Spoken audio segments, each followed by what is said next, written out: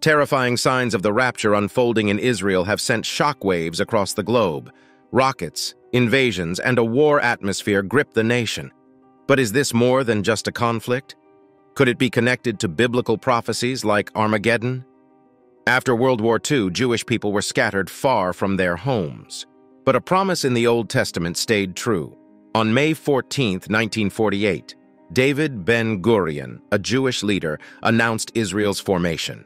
This event was predicted in ancient texts like Ezekiel, Jeremiah, and Isaiah, foretelling Israel's return.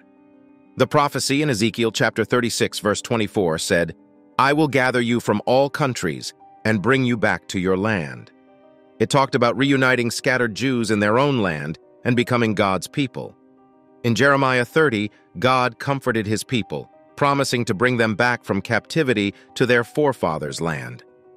These prophecies focused on gathering the Jewish people from exile and returning them to the Promised Land.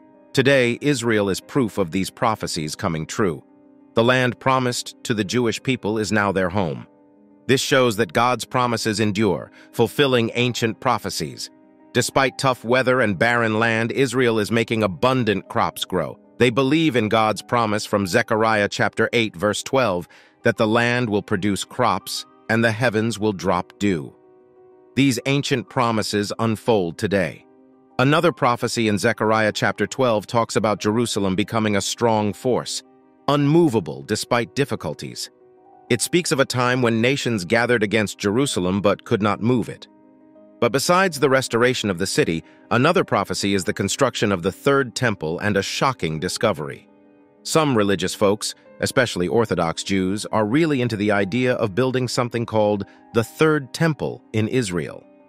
This idea started in 1987 with a group called the Temple Movement, and they are really serious about it. Even though not everyone in Israel is very religious these days, the Orthodox Jews feel they must build this new temple, and they are not asking for help from non-religious people. For Orthodox Jews, building this temple is super important, because they believe it will make the world better. Gershon Salomon, who leads the Temple Mount Faithful, has been protesting and doing special things for the temple. He thinks it's part of what the Bible promised for the people in the Holy Land. The Sanhedrin, in charge of temple stuff, is getting ready by planting a special forest with needed plants. Rabbi Hillel Weiss, their spokesperson, thinks the temple connects the land and God. Surprisingly, most of the things they used as sacrifices in the old temples were plants that grew in Israel. Also, during the construction, there was a discovery beneath the Al-Aqsa Mosque. A British archaeologist, Robert Hamilton, found a Jewish ritual bath called a mikveh beneath the mosque's floor. This discovery has started more discussions about the historical location of the temple and the chance of building it again. In 1927, a big earthquake in Jerusalem caused damage, including the Al-Aqsa Mosque. During the mandatory period, Robert Hamilton worked with Muslim leaders to do archaeological investigations on the Temple Mount. He documented findings from the Second Temple and Byzantine eras. However, some findings weren't shared at the time to avoid conflicts. 80 years later, these hidden findings match discoveries made by Israeli archaeologists Dr. Gabi Bar-Kai and Zaki Devira, who looked at the earth removed from the Temple Mount. They found remains of a Jewish mikveh from the Second Temple era beneath the mosque's floor, suggesting it was used for purification before entering the temple grounds. The earth also contained small items from the periods of the First and Second Temples. Next happened the arrival of red heifers. Recently, 5 red heifers arrived in Israel, and this got some people very excited. These folks, both Jews and non-Jews, believe these heifers are super important for building the third Jewish temple. They are kept in a secret place, but there are plans to move them to a visitor's center in Shiloh, a historical site connected to the Tabernacle of the Lord. The big deal about these red heifers comes from the Book of Numbers, which it says their ashes are used to purify priests for their work in the temple. According to the Bible, these heifers must be at least 3 years old, with no blemishes, not even one white or black hair. The ceremony must happen on the Mount of Olives, facing where the temple used to be.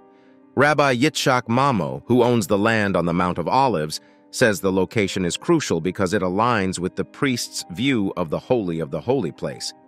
He hopes that the red heifer ceremony could take place there within a year and a half, marking the first step toward rebuilding the temple. For the ceremony, they need priests who haven't touched anything dead.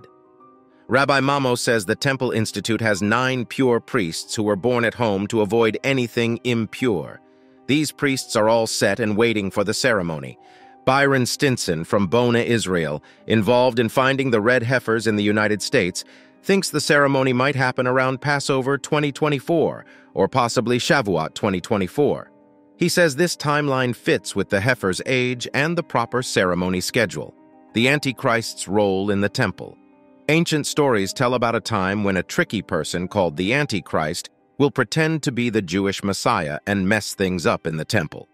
This unsettling story is also mentioned by Paul in a part of the Bible called 2 Thessalonians. He talks about this sneaky person causing trouble in the temple and saying he's God. In 2 Thessalonians chapter 2, Paul warns, "Don't let anyone fool you. Before that happens, there will be a big rebellion, and this sneaky person who does bad things will show up. He will act against everything worshipped and try to take charge in God's temple, saying he's God." Where the first temple stood long ago is now where the Dome of the Rock, an important Muslim place, stands. Recent Islamic authorities say there was no temple here, but an archaeologist, Robert Hamilton, found evidence after an earthquake in 1927. He discovered the Al-Aqsa Mosque was used for Jewish rituals before going to the temple. A ceremony for the third temple has just happened. On October 12th, there was a special ceremony for the third temple. Led by priests and Levites with musical instruments, they marched from Shahar Hashpat to Shiloh in Jerusalem. They used a golden jug to collect water, gave blessings, and performed a ceremony that happens every 7 years.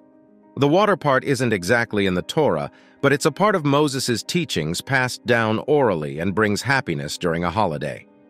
During the last 6 days of Sukkot, this water ceremony matches the pouring wine in the morning service. People around the world joined in Sukkot celebrations, making it a global day of worship. These events link to stories about the third temple in the Bible, making ancient predictions come alive and getting everyone excited about it. Another rapture prophecy took place at Temple Mount, where a couple got married. In Jeremiah chapter 33, verse 11, there's a prediction about a happy time with joyful voices, hinting at happiness connected to a future Messiah and the third temple. This idea is popular in Israel, where Jewish people visit the special Temple Mount, thinking it's a sign of the Messiah's arrival. Eitan Krantman and Coral Daisy Dean from Rehovot and Tel Mond recently got engaged on the Temple Mount. This is becoming common among Jewish couples. They combined 2 parts of a traditional Jewish marriage, the betrothal and the wedding ceremony, under a special canopy called the chuppah. This emphasizes the belief that humans are created in God's image and the idea of an everlasting union. This special moment on the Temple Mount connects to a verse from Jeremiah, often read at weddings, predicting a time of joy and thanksgiving in the land. The Temple Mount has historic gates, like the Gate of Mercy, used by bridegrooms and mourners. More Jewish couples choosing the Temple Mount for engagements see it as the fulfillment of ancient predictions like Zechariah chapter 8, verses 20 and 22, which talks about people from different cities coming to Jerusalem to pray. These events are seen as amazing and in line with the Bible's predictions. And most recently, the war situation occurred in Israel, leading to another fulfillment of the prophecy. About 50 years ago, Israel faced a war called the Yom Kippur War in 1973. Now there's a different kind of conflict happening. Israel is being attacked with many rockets from different directions, and Hamas militants are invading by land, sea, and air. This is causing a lot of problems with many casualties and kidnappings, especially targeting civilians like women and children. Homes are being searched, hostages are taken, and the situation is really bad. Prime Minister Benjamin Netanyahu has said, "We are at war." Some people who believe in the rapture are connecting this war situation with the Battle of Armageddon. According to the Bible in Revelation chapter 16, verse 16, Armageddon is not just a big battle, but a global rebellion against God's rule. It's like a gathering point for armies challenging God's authority, not tied to one place. The name comes from Mount Megiddo in Israel, known for battles, and it includes natural disasters, showing the power of a higher authority. So what do you think of these rapture signs happening in Israel? Comment below and subscribe for more.